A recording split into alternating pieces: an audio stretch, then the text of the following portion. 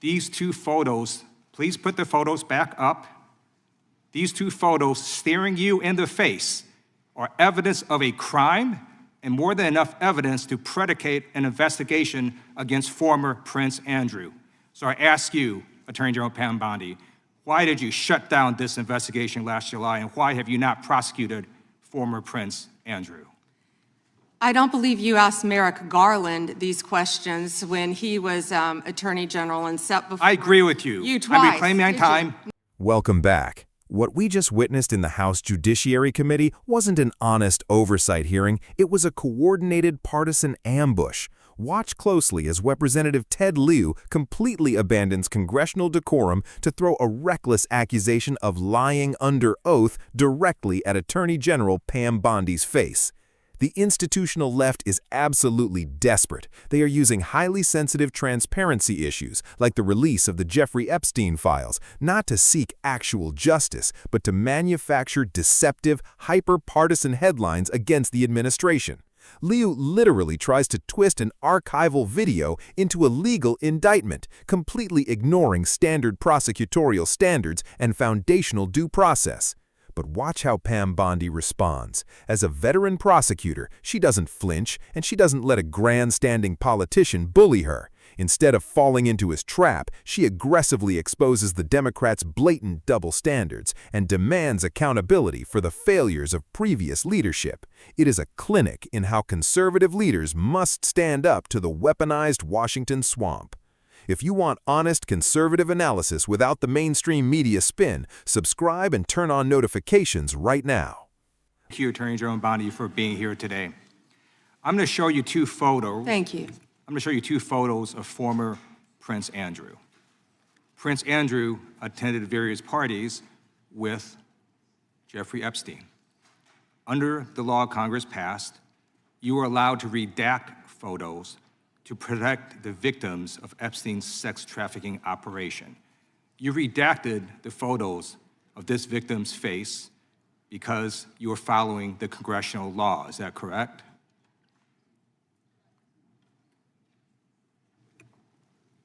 I'm sorry that we redacted the victim's Because you were face? following the congressional law, correct? Yes. Okay. You have now established that please put the photos back up, that we are looking at a sex trafficking victim. Under the Federal Victims Trafficking Protection Act, not only is Jeffrey Epstein guilty, but anyone who patronizes Epstein's sex operation is also guilty of a crime. That's why I find it absolutely despicable that you sought to protect Epstein's clients, like former Prince Andrew. Last July, you closed the case on Epstein's abusers. The July 2025 memo from your Department of Justice stated, quote, "We did not uncover evidence that could predicate an investigation against uncharged third parties." These two photos, please put the photos back up.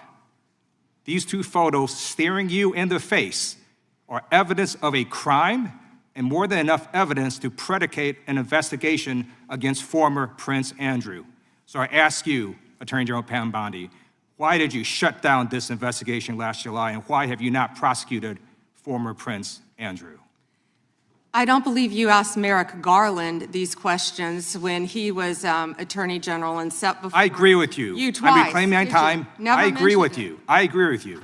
During the Biden administration, I called for people looking at Epstein files. Merrick Garland dropped the ball, as did Attorney General Bill Barr, as did Alex Acosta, a whole string of failures, but you are in charge. You have the power to change things, to hold these men accountable, and you're doing the opposite. You're protecting them. So I want to move on to another man. Can I answer Donald that, Trump. though? I want to move on to another Can I question. answer your question about protecting You answered Prince the Andrew? question. You're saying no. I love this. I want to discuss another man, Donald Trump, who is all over the Epstein files, like former Prince. Here's the video.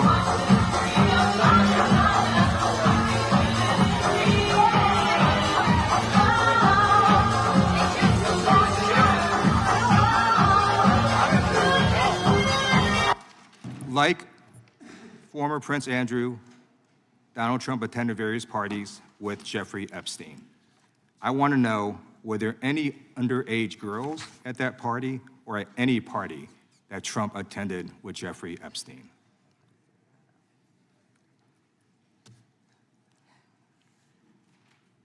This is so ridiculous, and that they are trying to deflect from all the great things Donald Trump has done. There is no evidence that Donald Trump has committed a crime. Everyone knows that. This has been the most transparent presidency. He's the one that asked that those files I'm reclaiming my time. be I got your released. answer. You said there's no President evidence. Trump asked Mr. Chairman, that please they stop the sign clock. Stop the clock. the legislation. Time.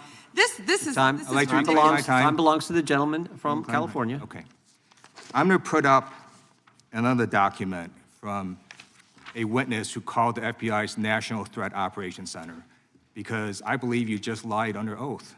There is ample evidence in the Epstein file. Don't you ever accuse me of a crime. I believe you just lied under oath, and this is on videotape. You said there's no evidence of a crime. I'm showing you, here is a witness statement who called into the FBI's Threat Operations Center.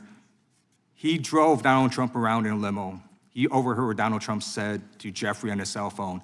He was so angry, he was gonna stop the limo and hurt Donald Trump.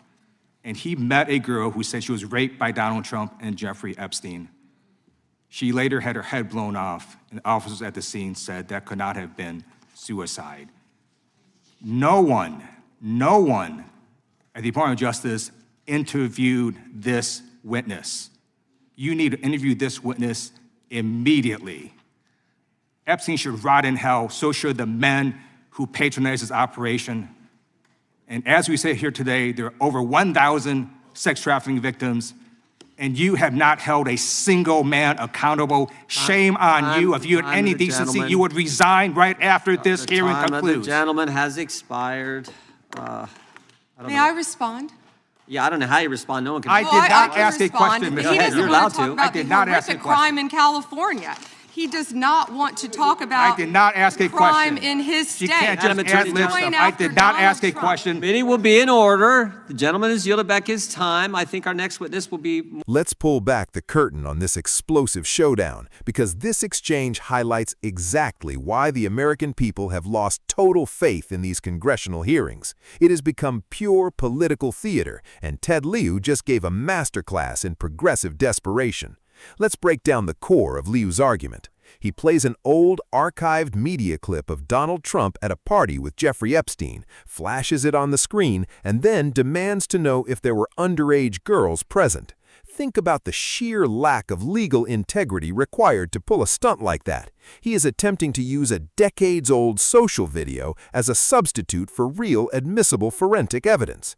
When Attorney General Bondi states the objective factual reality that there is no evidence establishing that the president committed a crime, Liu immediately shifts into a theatrical rage and accuses her of perjury under oath.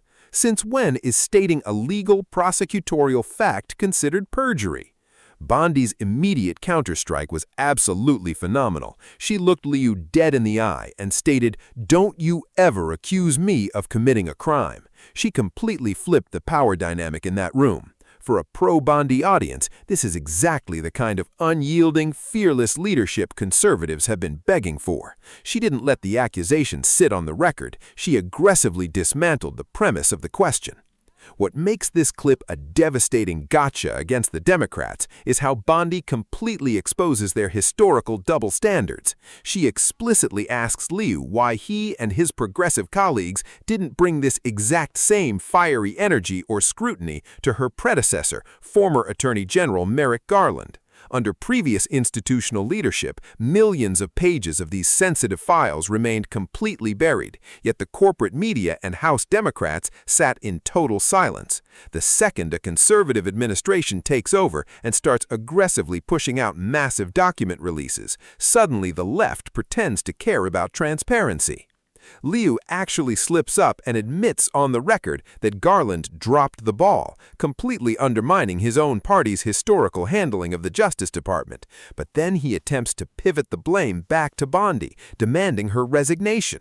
Rather than letting him control the narrative, Bondi delivers a powerful policy reality check, steering the conversation back to the actual public safety failures happening right in Liu's home state of California.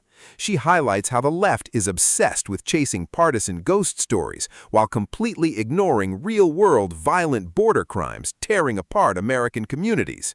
Politically, this clip is an absolute disaster for House Democrats. They wanted to create a viral moment showing a conservative attorney general folding under intense pressure. Instead, they ran directly into a seasoned prosecutor who knows the law inside and out.